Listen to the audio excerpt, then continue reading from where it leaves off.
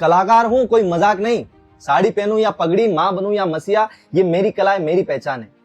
कुछ लोगों को लगता है कि मर्द होकर फीमेल कैरेक्टर करना शर्म की बात है। ये तो अपने पिता की इज्जत उछाल रहा है, फेमस होने के लिए औरत बन गया, मर्द नहीं है। अरे ओ घटिया सोच वाले, मेरी मर्दानगी उस दिन साबित हुई थी जब मैंने अपने डर, समाज के तानों और घटिया कमेंट्स को दरकिनार कर अपनी कला को जिंदा रखा था।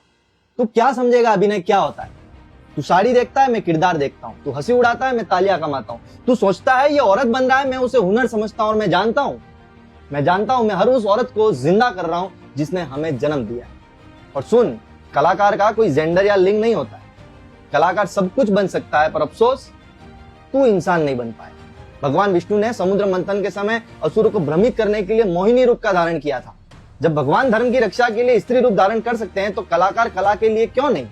महाभारत में अर्जुन 1 वर्ष के अज्ञातवास में स्त्री रूप लेकर रहा था, ब्रह्मलाल नाम रखा और नर्तकी यानी डांसर की भूमिका निभाई। क्या इतिहास के इस महान योद्धा की वीरता या मर्दानगी कम हो गई? शिवजी ने शक्ति के साथ मिलकर अर्धनारीश्वर रूप धारण किया, जो स्त्री और पुरुष के संतुलन का प्रतीक है। जब ईश्वर स्वयं में स्त्रीत्व को स्वीकार कर लिया तो तुम किस शर्म और इज्जत की बात करते हो यार? नारद मुनि का अहंकार दूर करने के लिए विष्णु जी ने स्त्री रूप में जीवन का अनुभव करवाया था। स्त्री रूप एक शिक्षा है, अपमान नहीं है। आज भी ग्रामीण भारत में या शास्त्रीय नाटक में पुरुष ही सीता, राधा, द्रौपदी आदि के किरदार निभाते हैं, क्योंकि वहां किरदार की पवित्रता देखी जाती है, लिंग नहीं देखता कोई। तो गंवारो, ऐसे 1000 उदाहरण मैं बता सकता हूँ। इतिहास हमें सिखाता है कि वेशभूषा बदलना, किरदार निभाना या किसी रूप में ढल जाना कोई कमजोरी नहीं बल्कि बुद्धि, शौर्य और समर्पण का प्रमाण है। वेश या रूप का परिवर्तन युद्ध नीति का हिस्सा रहा है, कायरता का नहीं। और फिल्में देख लो, फिल्मों की बात करूं तो कमल हसन, गोविंदा, आयुष्मान खुराना, राजकुमार राव और भी कई अभिनेता हैं, सबने औरतों के गेटअप में किरदार निभाए। क्या वो भी गलत है?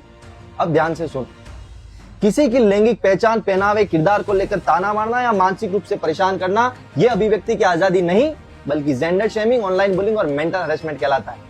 और भारतीय दंड संहिता की धारा 354A, 509 और आईटी एक्ट की धारा 67 के तहत कानूनी अपराध है। और अगली बार तेरी जुबान फिसली तो मामला इंस्टाग्राम पर नहीं, थाने में दर्ज होगा, क्योंकि ये सोशल मीडिया तेरे पूज्य पिताजी का घर या मोहल्ला नहीं है जहां तू कुछ भी होते।